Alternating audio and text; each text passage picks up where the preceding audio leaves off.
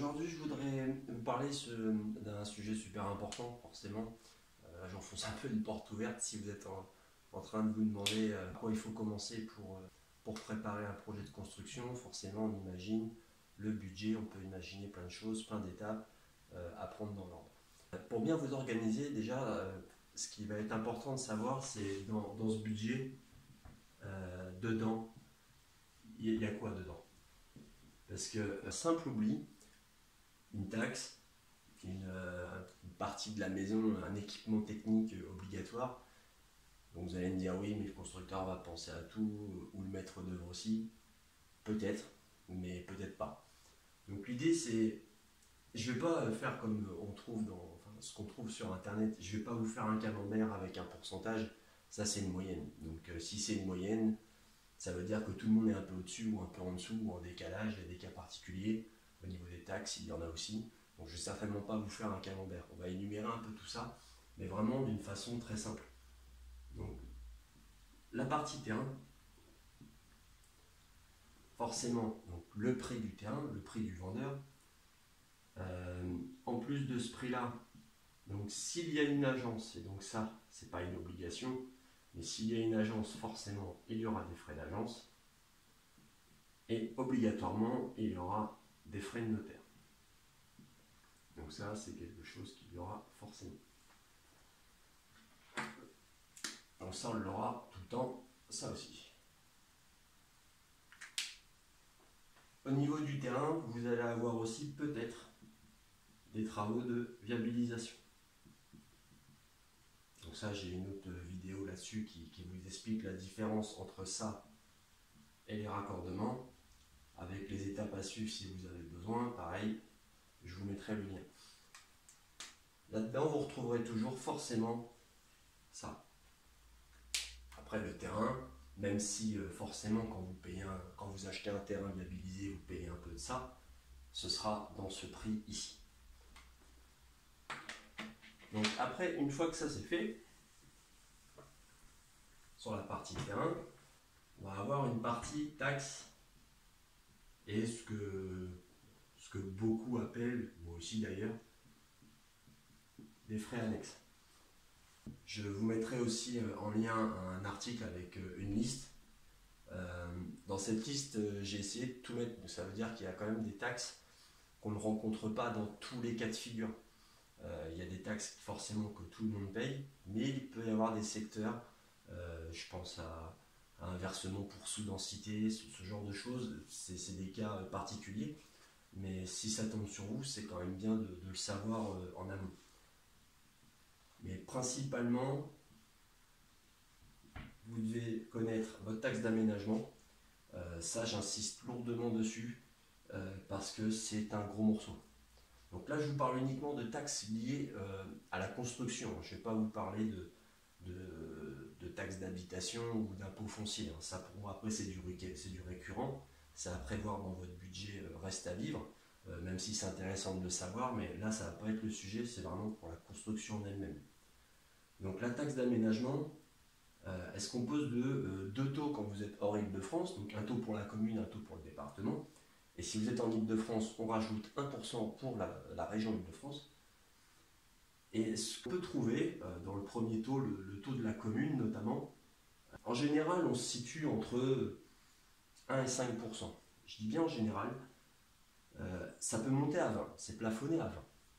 C'est extrêmement rare et en fait, au fur et à mesure où j'avance dans le blog et sur la chaîne YouTube, je me rends compte que c'est pas si rare que ça. Même si c'est de l'ordre de 5% des cas, c'est quand même déjà beaucoup. Quand vous avez un taux communal à 20%, ça peut quand même vous faire quelques milliers d'euros. J'ai vu des témoignages de gens qui étaient à 15 000 euros de taxe d'aménagement pour une maison de 100 mètres carrés. Et donc cette taxe d'aménagement-là, donc forcément elle varie selon le taux de la commune de votre projet, le département évidemment, mais aussi votre surface, puisque c'est calculé sur votre surface taxable. Donc surface habitable plus garage, plus espace abrité.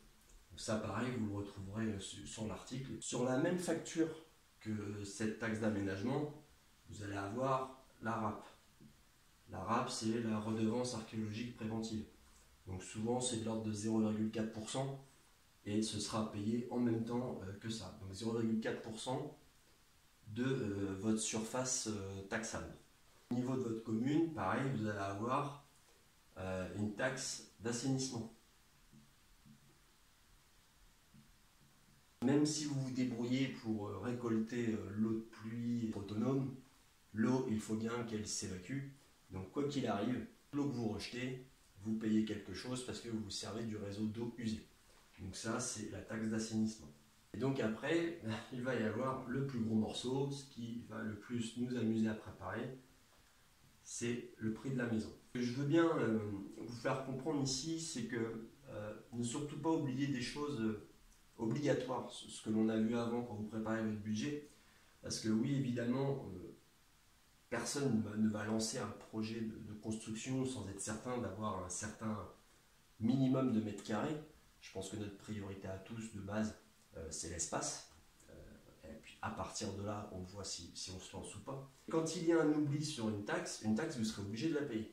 D'ailleurs, un constructeur n'est pas forcément tenu, même si il est censé vous conseiller, il n'est pas tenu de vous calculer tout ce qui est taxe. Je pense que c'est une minorité de cas, mais il y en a certains qui ne vous en parlent même pas du tout. Quand vous oubliez 8 000 € de taxes d'aménagement, c'est 8 000 € que vous mettez dans votre maison. Donc c'est 8 000 € de chiffre en plus pour un constructeur. Par contre, quand la facture va tomber, c'est peut-être 2 belles semaines de vacances ou peut-être l'étage que vous allez repousser ou l'aménagement extérieur. J'en sais rien, mais en tout cas, vous serez bien obligé de payer. Avant de calculer quoi que ce soit, il faudrait définir ce que vous voulez et ce que vous allez y faire dans la maison. Alors, quand je dis ça, c'est pas par rapport au mode de vie, ça c'est des étapes bien avant de se lancer, mais c'est surtout les travaux que vous allez faire vous-même, par exemple. Parce qu'aujourd'hui, quand on dit qu'on se garde la peinture, en main-d'œuvre, ça fait quand même un billet d'économiser qui est quand même assez conséquent. Et n'hésitez pas aussi à noter les travaux que vous pouvez peut-être faire.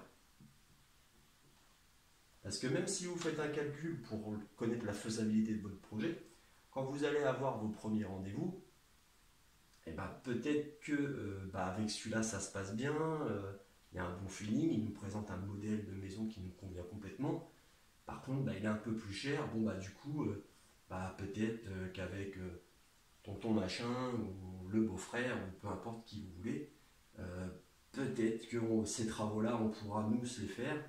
Et puis du coup, on sait que ça passe. Définir aussi le jour J. Donc, ce que j'appelle le jour J, c'est le jour où vous êtes censé emménager. C'est quoi l'état de finition que vous souhaitez? Alors, peut-être que vous voulez tout fini, y compris l'extérieur. Donc ça, je le note parce qu'on a toujours tendance, et moi le premier, j'ai fait la connerie aussi, à sous-estimer les extérieurs. Alors sous-estimer que ce soit en temps de travail ou en argent, dans les deux cas. Pour la petite anecdote, là où je travaille, moi je vois tous les clients prévoir une enveloppe. On prévoit 20 000 € pour la maison et pour l'extérieur. Moi, ce qui m'embête là-dedans, c'est de prévoir juste pour se dire, le prêt il passe à la banque et puis c'est cool, on attaque. Mais tous les clients que je vois qui ont 20 000 €, ils n'ont pas tous la même maison, ils sont loin d'avoir les mêmes surfaces. Nous, on va emménager tout fini, mais si pendant le chantier, on se rend compte que finalement ce ne sera pas possible, on avait prévu éventuellement, tant pis, les extérieurs, on fera petit à petit, etc. L'idée, c'est de ne pas avoir la surprise. C'est de prévoir plusieurs scénarios pour justement pouvoir ajuster le budget et pas être déçu finalement. Parce que ce qui nous embête, c'est pas forcément de faire les extérieurs plus tard ou faire la deuxième salle de bain dans un an. C'est pas forcément gênant en soi si c'est prévu. Si on y a pensé avant en se disant si ça se passe comme ça, ce sera pas très grave, on fera comme ci, on fera comme ça. Et ça, c'est vraiment important parce que si on y pense avant, on a déjà inconsciemment, on s'est déjà préparé dans sa tête à cet éventuel problème où vous allez avoir la bonne réaction en fait, de faire autre chose ou de planifier autrement. Si on n'y pense pas du tout, quand on est 3-4 mois avant ce jour J, ça peut être la panique, ça peut être le stress, la fatigue, ça peut être plein de choses. Et c'est souvent là que ça commence à coincer. C'est plus on va arriver justement vers ce jour J. Voilà, donc soyez vigilants à ça et prévoyez plusieurs hypothèses. Si vous avez aimé cette vidéo, n'hésitez pas à mettre un petit pouce pour me dire si c'est bien, mettre un pouce vers le bas si c'est pas bien, en me mettant pourquoi en commentaire. Comme ça m'aidera à mieux aider les personnes suivantes. Voilà, je vous remercie, au revoir à